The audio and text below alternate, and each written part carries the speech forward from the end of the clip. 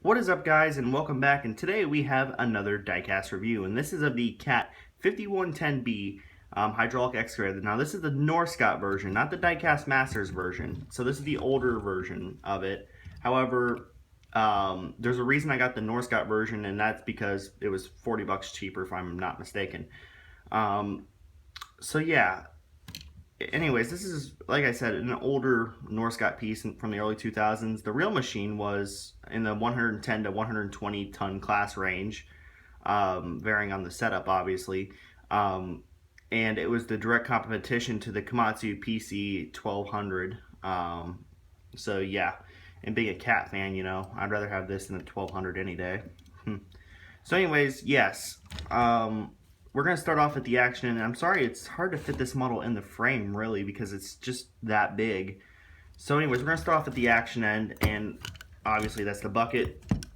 The bucket will curl out that much, and I'm trying to get this out of the way first because this is probably the stiffest cylinder I've seen in a very long time. It's a very stiff cylinder. Anyways, you got very chunky teeth on this model, but it works because it just looks, as much as I'm not a fan of like shorter chunky teeth, it works on this model because it's just the size. You have the cat logo embossed on the bucket, as well as lifting eyes for the bucket, and then you got the wear plating. As we bring the bucket in, oh dear, trying to be careful with it. There you can see the curl in, and I'm just gonna leave it like this, or at least curl it out. I'll have to loosen it, but I want to review the model straight out of the box, so no modifications done to it.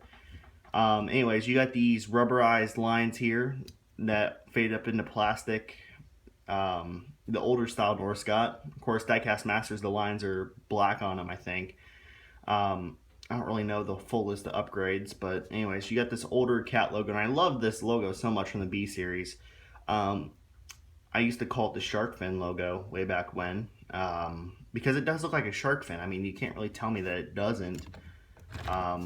Anyways, or at least it does to me. Anyways, you have a work light painted down, and I believe it does, no, it doesn't have a silvered surface, but it does in the plastic casting, or plastic molding, excuse me, have light detail.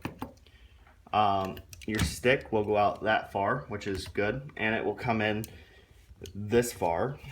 Might as well curl the bucket up. Now you gotta be careful because the teeth will hit the underside of the boom. But again, really good. Now the dig depth, I've never actually tried the dig depth, but it's that far, which is actually really good. And considering this is a mass excavator sort of setup, not bad at all. Now if we can raise the boom up, it goes up fairly high, as you can see. So pretty much as good as you could get it. As good as you can ask for. It's got the rubberized hosing detail under here, which is always nice, and little bolt details.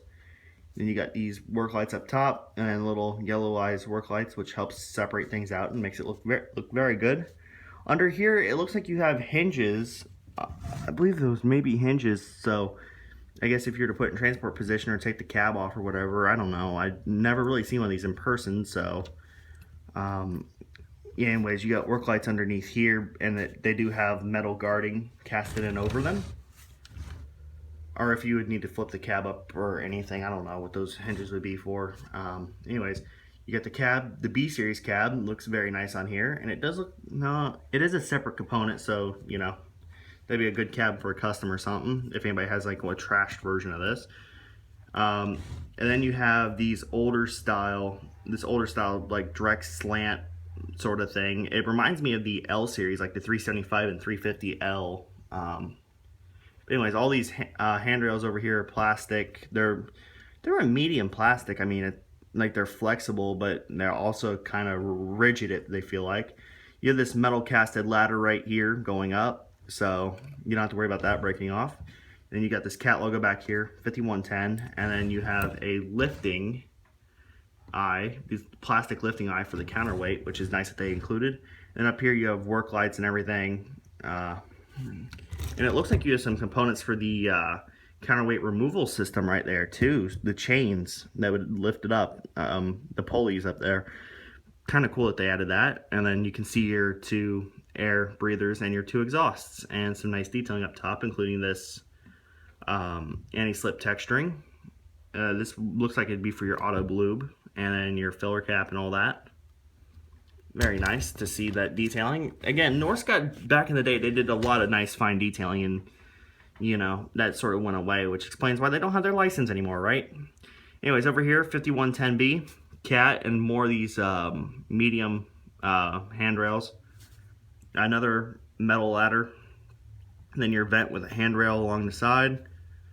Again, more handrails. And then over here we got access doors on the side, and it does show a little bit of detail of the hinges and everything, which are the latches, excuse me.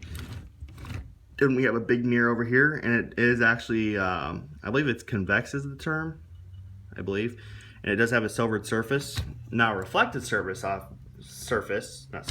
obviously, but yeah. Anyways, up here you got some nice hydraulic line detail, and yeah. The undercarriage, something that was unheard of for the time, was having metal tracks and even functioning carrier rollers, and it does have both, which is very nice to see. The tracks, I don't know if they're going to roll real well on here, but on carpet where there's a little bit more friction, they do roll very nicely. There is no tensioner on it, but I would not expect that for an older model. The sprocket's very basic detail, but it is plastic, but you know, it does look the part. As you can see, the tracks do roll very smoothly. They just need a little bit of help, a little bit more than this thing here is gonna offer. So yeah, going back around to this side, I'm gonna give my details and a comparison as that squeaky noise. We're gonna compare it to one of the more, well, widely collected models, and that's the 336DL. And as you can see from this comparison shot, yeah, I think the 5110 has a little bit of an edge over the old and well-known. Well, not so old, but pretty well-known. This model was, for its time, and I'm saying for its time, this is not the Diecast Masters update version, once again. This is the older Norscot.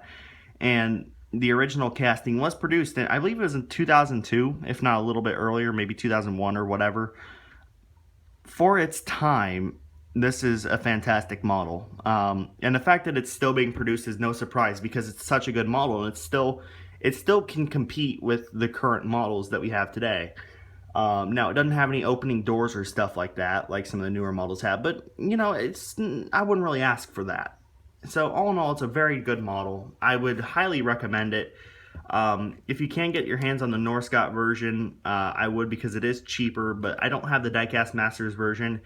If you want to see a review of the Diecast Masters version, go check out my good friend Diecast Emporium's review on it.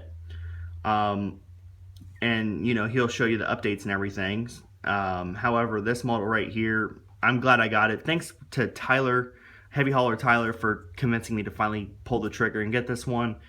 And anyways, guys, thanks for watching this review. And out of 10, I would give it a solid, I'd give it 10 out of 10, honestly. For its time, it's just a fantastic model. So anyways, guys, thanks for watching. And as always, peace out.